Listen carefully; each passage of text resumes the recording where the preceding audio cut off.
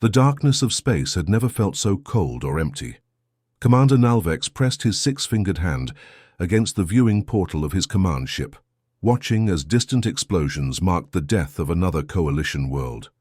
The orange flames bloomed like deadly flowers against the starfield, each one representing millions of lives lost to the Vorthak war machine. For 3 long years, the Galactic Coalition had fought desperately against an enemy that seemed unstoppable.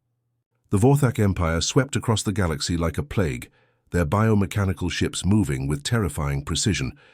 What made them truly horrifying was not their size or their weapons, but their ability to learn.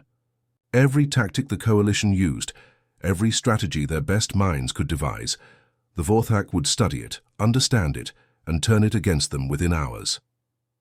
Nalvex remembered the Battle of Kepler Prime, where Coalition Admiral Zorth had executed what military historians called the most brilliant flanking maneuver in galactic history. For exactly 17 minutes it worked perfectly. The Vorthak fleet seemed confused, their formations breaking apart. Then their adaptive systems kicked in. They not only countered the flanking maneuver, but used an improved version of it to destroy half the Coalition fleet, the same pattern repeated everywhere. At Rigel Station, the Coalition tried overwhelming firepower. The Vorthak absorbed the attack data and came back with weapons that made Coalition shields useless.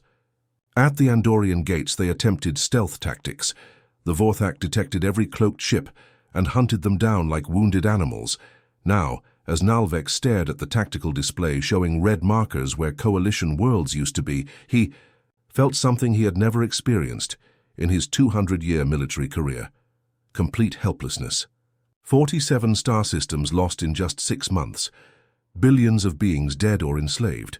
The Coalition's most advanced species, the crystal-based Zephyrians with their quantum computers, the mighty Graxians with their planet-sized battle stations, the telepathic Mindari who could coordinate fleets through thought alone, all of them had been crushed. The emergency council meeting had been a disaster. Species after species had reported the same story. Their best tactics failed. Their most advanced weapons were turned against them. Their greatest military minds were being outthought by an enemy that seemed to understand them better than they understood themselves. That was when someone mentioned the humans. Nalvex had almost laughed when he first heard about them. A newly discovered species from some backwater solar system, primitive enough that they were still fighting wars with chemical explosives and metal projectiles. They had barely achieved faster-than-light travel, and their longest spaceflight was to their own moon. The Coalition had made contact with them only 2 years ago, and most species considered them little more than an interesting curiosity. But desperate times called for desperate measures. When every advanced civilization in the galaxy had failed, maybe it was time to try something completely different. The human delegation arrived 3 days later in a ship that looked cobbled together from spare parts. As the airlock opened, Nalvex tried not to show his disappointment. The 2 humans who stepped out were smaller than he had expected, standing barely as tall as his shoulder. Captain Lee Minho wore a simple uniform that looked nothing like the elaborate ceremonial dress of other species officers. His companion, strategist Park Ji-woo, carried nothing but a basic data tablet and what appeared to be a notebook made of actual paper. They looked so ordinary. No enhanced cybernetic implants like the mech warriors of Proxima, no crystalline growth nodes like the Zephyrians, no psychic amplifiers like the Mindari. Just 2 beings with soft skin, curious eyes, and an unsettling calmness that seemed out of place given the circumstances. During the briefing, Nalvex explained the situation with growing frustration. He showed them the tactical displays, the casualty reports, the analysis of Vorthak adaptive systems.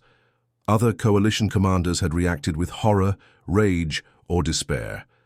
The humans just listened quietly, occasionally asking simple questions. That seemed almost childish.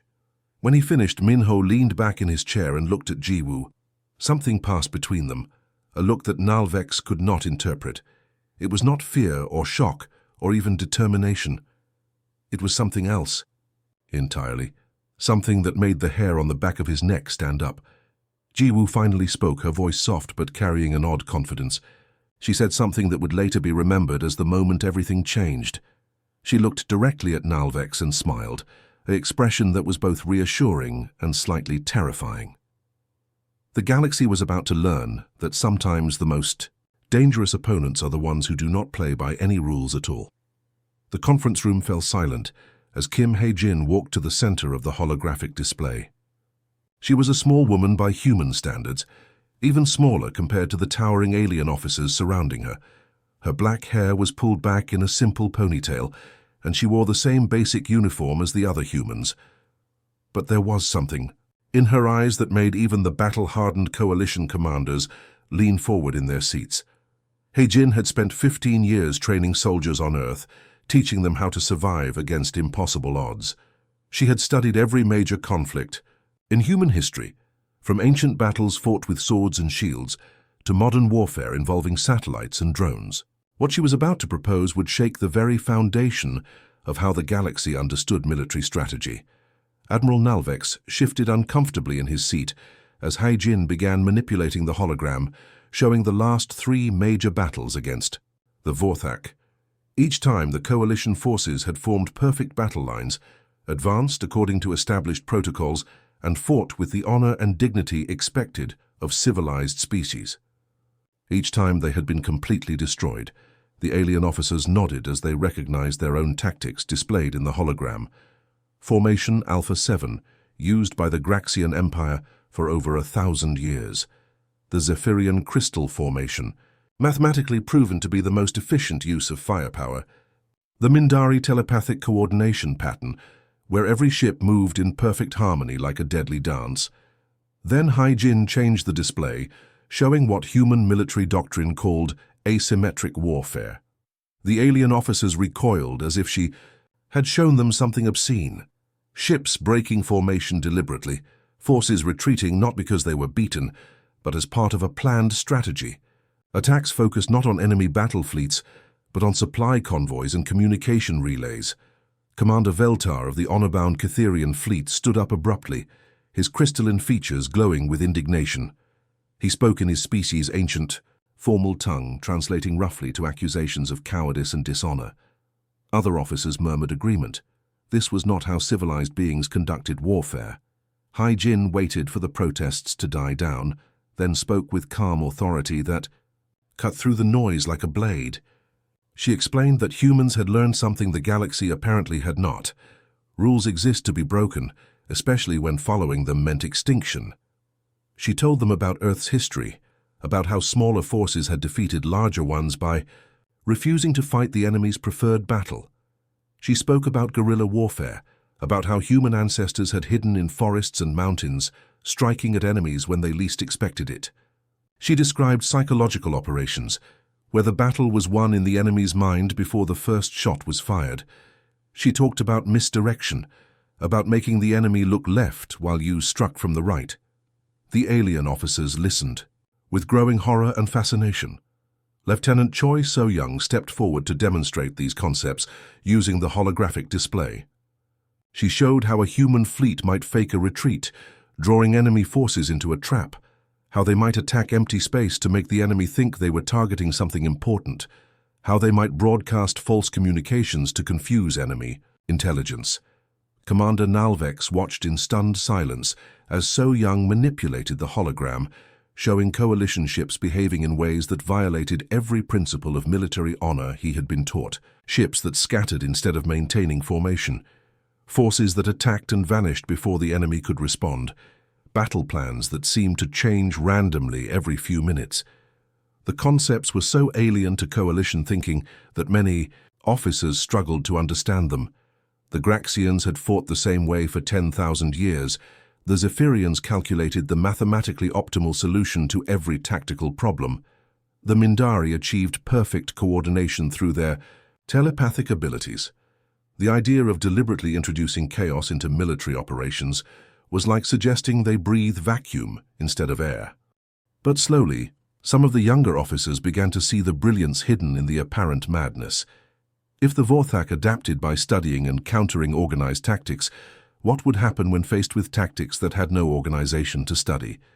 If their adaptive systems worked by recognizing patterns, what would they do when confronted with deliberate unpredictability? Yeon Tae-hyun, The human psychological warfare specialist stepped forward with a gentle smile that somehow managed to be both reassuring and terrifying. He explained that chaos was not the absence of strategy, but strategy taken to its logical extreme. When your enemy could adapt to any plan, the solution was simple. Do not have a plan, or rather, have so many constantly changing plans that adaptation became impossible. The room erupted in heated debate as alien officers struggled with concepts that challenged everything they believed about warfare, honor and the nature of conflict itself. Some called it madness, others called it genius. All of them recognized that they were witnessing something that would change the galaxy forever. The humans had not just brought new tactics to the war, they had brought an entirely new way of thinking about war itself.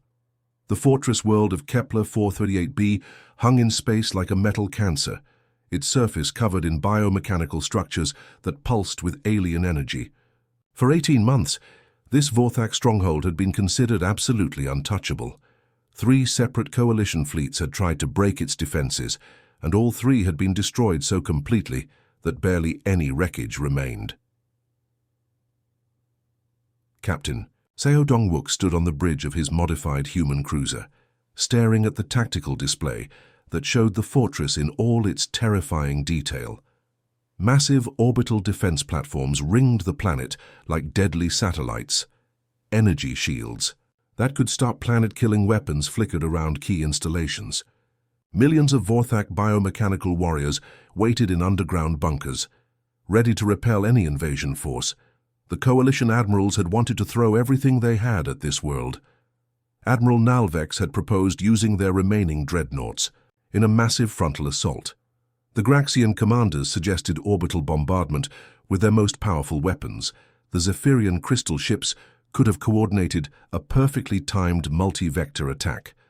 Dong-wook had listened to all their plans with the patient expression of someone watching children play with toy soldiers.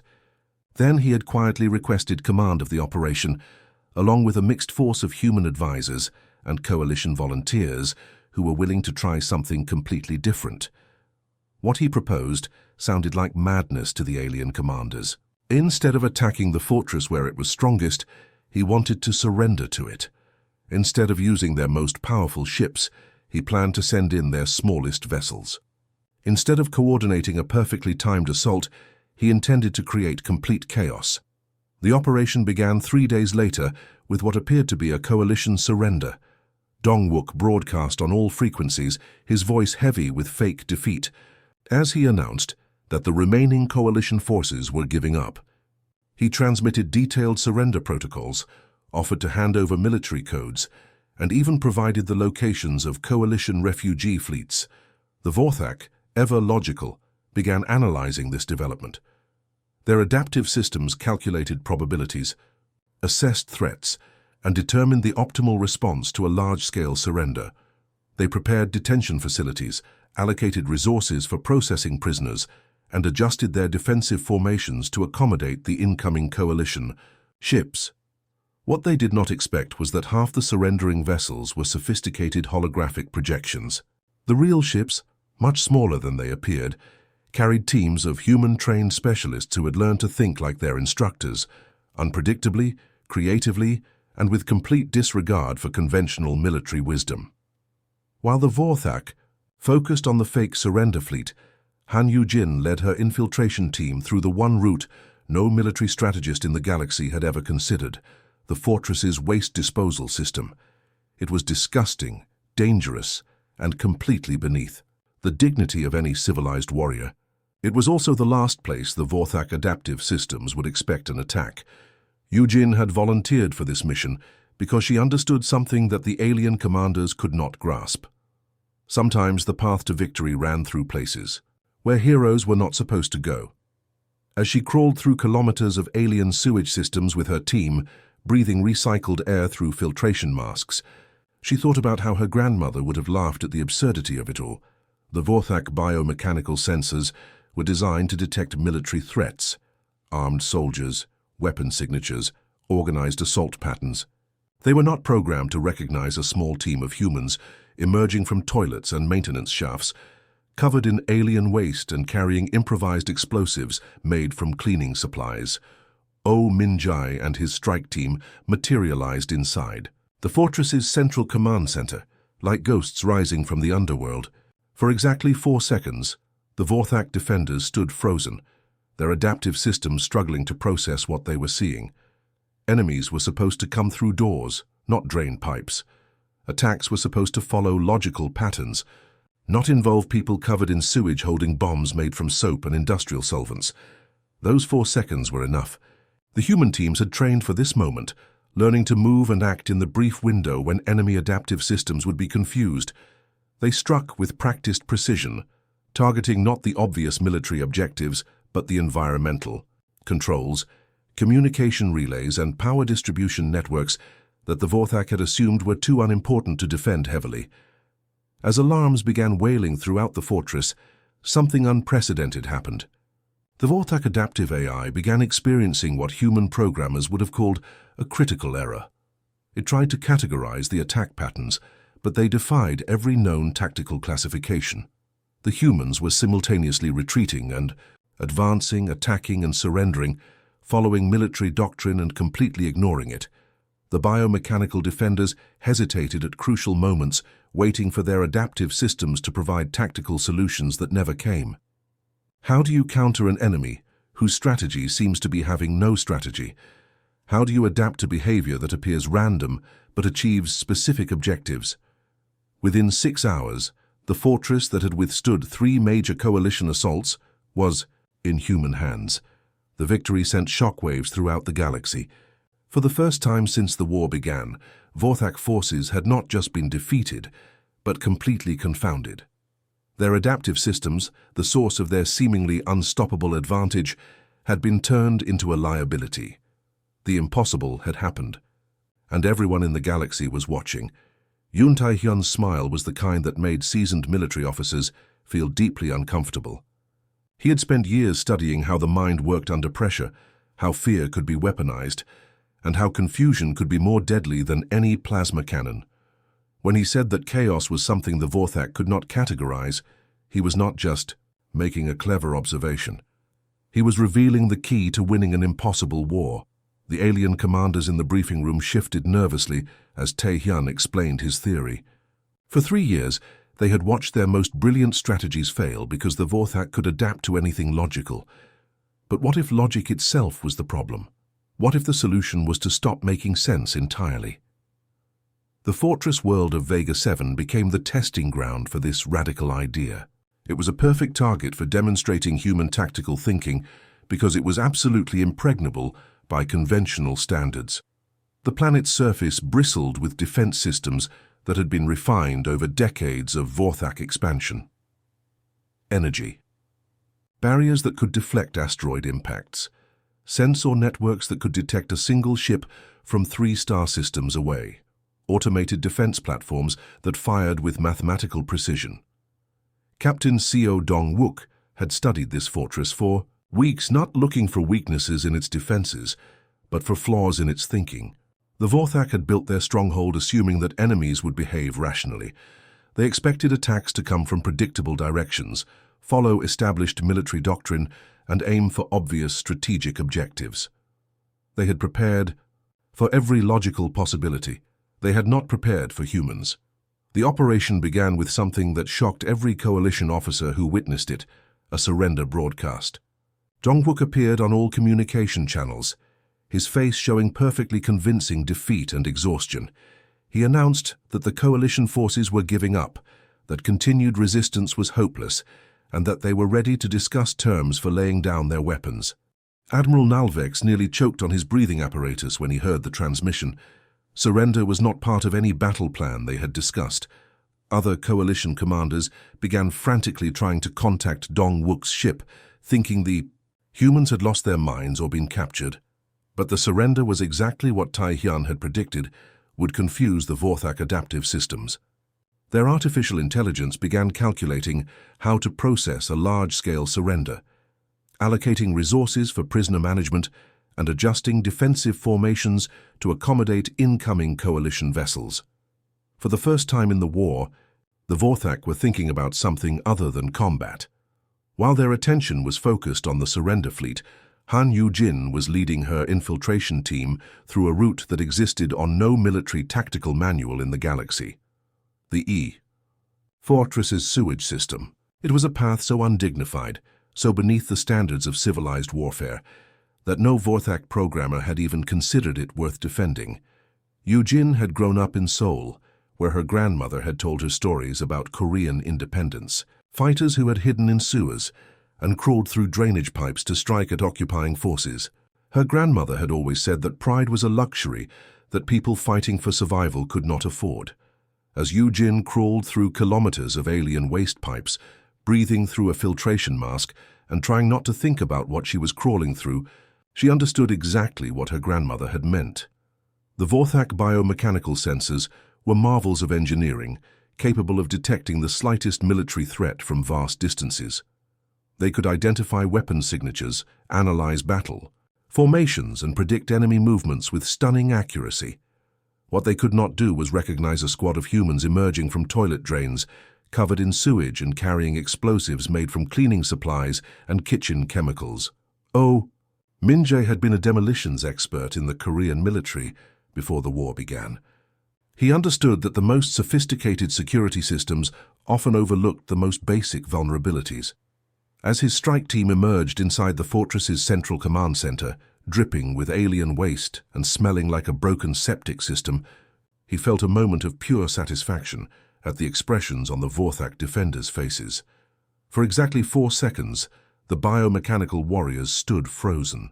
Their adaptive AI systems had never encountered this scenario. Enemies were supposed to arrive through doors, windows, or breached walls. They were supposed to look like soldiers, not like maintenance workers who had fallen into a sewer. They were supposed to carry military-grade weapons, not improvised bombs that looked like they had been assembled in someone's kitchen. Those 4 seconds were everything. Min-jae and his team moved with practiced precision, not toward the obvious military targets, but toward the environmental controls, communication relays, and power distribution systems that the Vorthak had assumed were too mundane to require. Heavy protection. They struck at the fortress's basic infrastructure, the boring but essential systems that kept everything running. As emergency alarms began shrieking throughout the complex, something extraordinary happened. The Vorthak adaptive AI began experiencing what human computer scientists would recognize as a cascading system failure.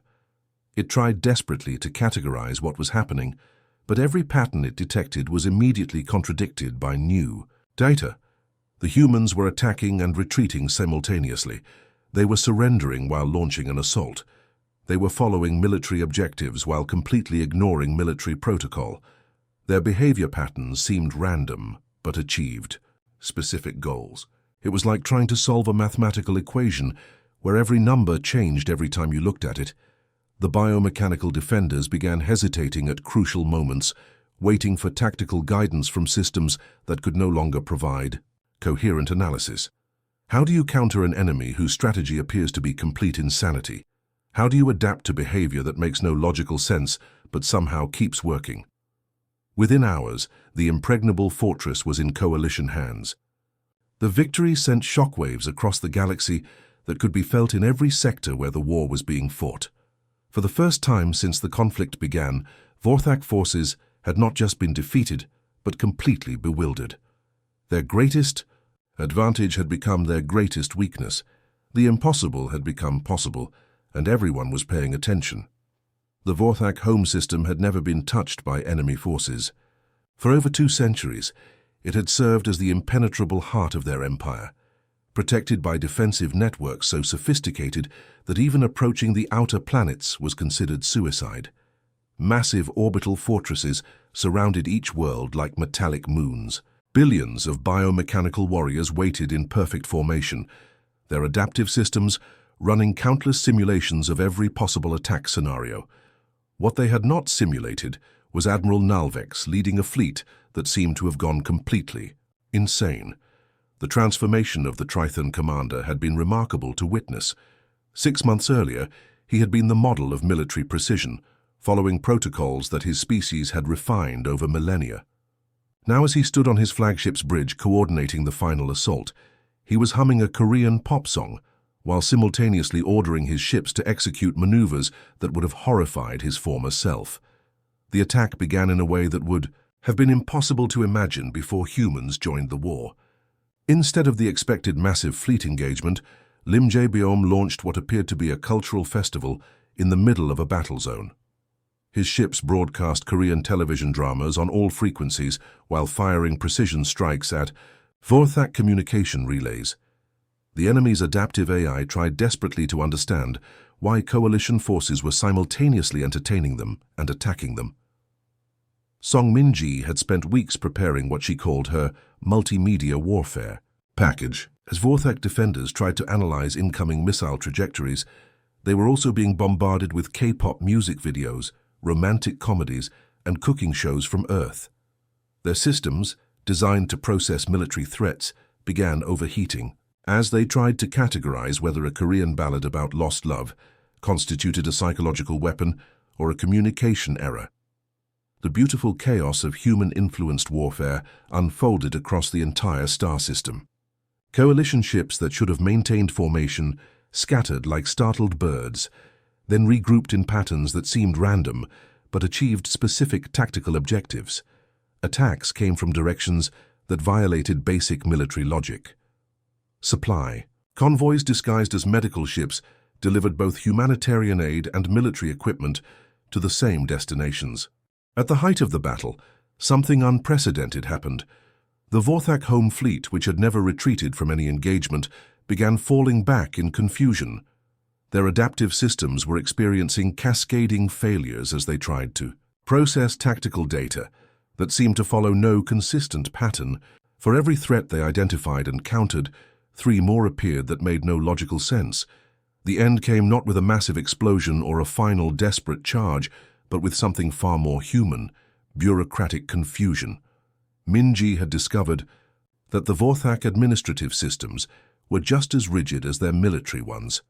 While their fleets were being battered by unpredictable tactics, she flooded their governmental networks with thousands of contradictory official forms, permit applications and regulatory compliance requests, all filled out with absurd but technically correct information. The Vorthak Empire, which had conquered half the galaxy through superior adaptation and logical thinking, collapsed because they could not process the beautiful madness of human creativity applied to warfare. Their systems simply shut down rather than continue trying to make sense of the senseless.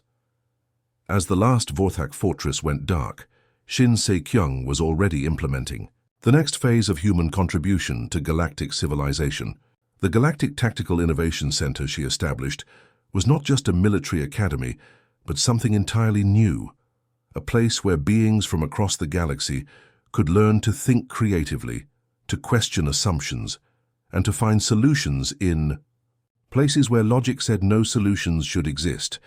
The transformation that followed was as profound as the war itself. Universities throughout Coalition space began offering courses in human cognitive studies, trying to understand how one species could think so differently from everyone else. Young alien officers studied human military history, not just to learn tactics, but to understand how humans could see opportunities where others saw only problems. The Graxian Empire, which had followed the same military traditions for 10,000 years, began encouraging their officers to improvise and adapt. The Zephyrians, masters of mathematical precision, started incorporating deliberate randomness into their calculations. The telepathic Mindari learned to value individual creative thinking alongside their collective mental harmony. But the most profound change was not in military academies or university classrooms. It was in the way entire civilizations began to approach problems. Asteroid mining operations started using human-style creative solutions when conventional methods failed. Diplomatic negotiations began incorporating the human concept of thinking outside the box. Even art and entertainment throughout the galaxy began reflecting human influences, becoming more unpredictable, more emotionally complex, more alive. The Eye. War had been won not through superior technology or overwhelming force, but through something far more powerful: the human ability to see the world differently. Earth's greatest export was not weapons or ships or advanced computers. It was a way of thinking that refused to accept that any problem was truly unsolvable, that any situation was truly hopeless, that any enemy was truly unbeatable. Years later, as peace settled across the galaxy, and new generations grew up learning both traditional alien wisdom and human creative thinking, historians would debate exactly when the tide of the war had turned. Some pointed to the first human victory at Kepler 438b. Others cited the moment when Admiral Nalvex first smiled while humming a Korean song during a tactical briefing. But the real turning point had been simpler and more profound than any single battle. It was the moment when the galaxy learned that the most logical thing to do sometimes was to be completely illogical. The humans had not just won a war, they had taught the universe how to think differently, and that lesson would echo through the cosmos for generations to come. The age of predictable warfare was over. The age of creative survival had begun, and it was beautiful.